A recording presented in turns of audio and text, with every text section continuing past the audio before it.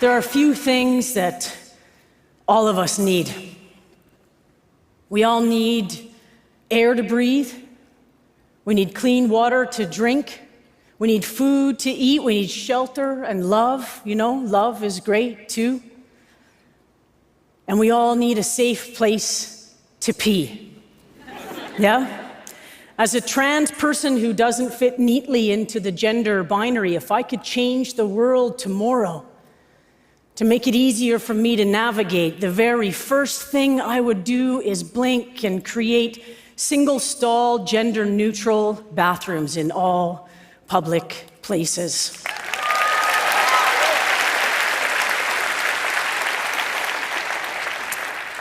Trans people and trans issues, they've been getting a lot of mainstream media attention lately, and this is a great and necessary thing, but most of that attention has been focused on a very few individuals, most of whom are kind of rich and pretty famous and probably don't have to worry that much anymore about where they're going to pee in between classes at their community college or where they're going to get changed into their gym strip at their public high school. Fame and money insulates these television star trans people from most of the everyday challenges that the rest of us have to tackle on a daily basis. Public bathrooms. They've been a problem for me since as far back as I can remember.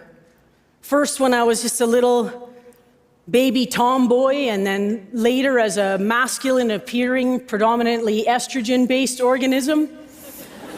Now, today, as a trans person, public bathrooms and change rooms are where I am most likely to be questioned or harassed. I've often been verbally attacked behind their doors. I've been hauled out by security guards with my pants still halfway pulled up. I've been stared at, screamed at, whispered about, and one time, I got smacked in the face by a little old lady's purse that, from the looks of the shiner I took home that day, I am pretty certain contained at least $70 of rolled up small change and a large hard candy collection. And I know what some of you are thinking, and you're mostly right. I can and do just use the men's room most of the time these days. But that doesn't solve my change room dilemmas, does it? And I shouldn't have to use the men's room because I'm not a man. I'm a trans person.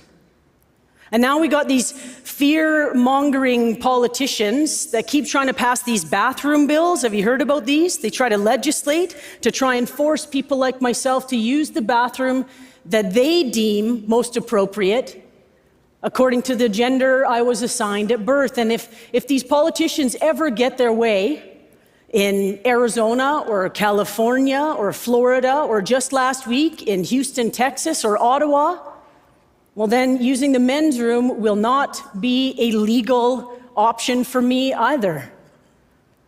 And every time one of these politicians brings one of these bills to the table, I can't help but wonder, just who will and exactly how would we go about enforcing laws like these, right?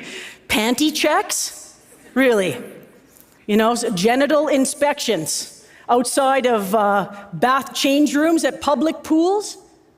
There's no legal or ethical or plausible way to enforce laws like these anyway. They exist only to foster fear and promote transphobia.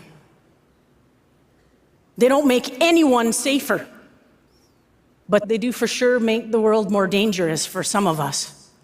And meanwhile, our trans children suffer. They drop out of school or they opt out of life altogether. Trans people, especially trans and gender non-conforming youth, face additional challenges when accessing pools and gyms, but also universities, hospitals, libraries. Don't even get me started on how they treat us in airports.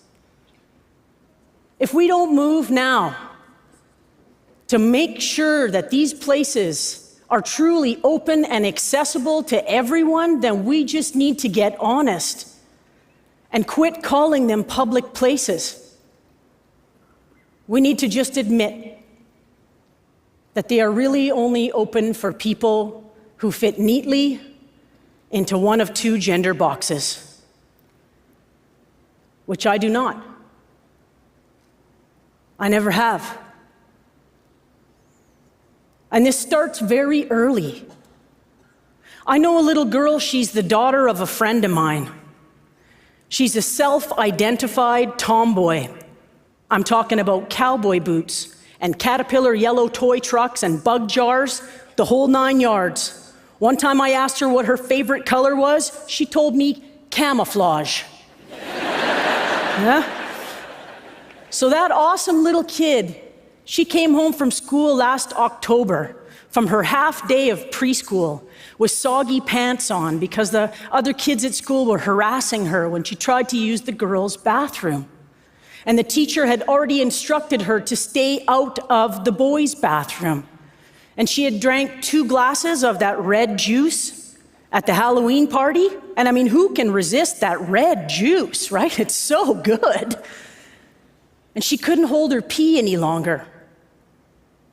Her and her classmates were 4 years old. They already felt empowered enough to police her use of the so-called public bathrooms. She was 4 years old. She had already been taught the brutal lesson that there was no bathroom door at preschool with a sign on it that welcomed people like her. She'd already learned that bathrooms were going to be a problem. And that problem started with her and was hers alone. So my friend asked me to talk to her little daughter, and I did. I wanted to tell her that me and her mom were going to march on down and talk to that school and the problem was going to go away, but I knew that wasn't true. I wanted to tell her that it was all going to get better when she got older, but I couldn't. So I asked her to tell me the story of what had happened. Asked her to tell me how it made her feel. Mad and sad, she told me. So I told her that she wasn't alone.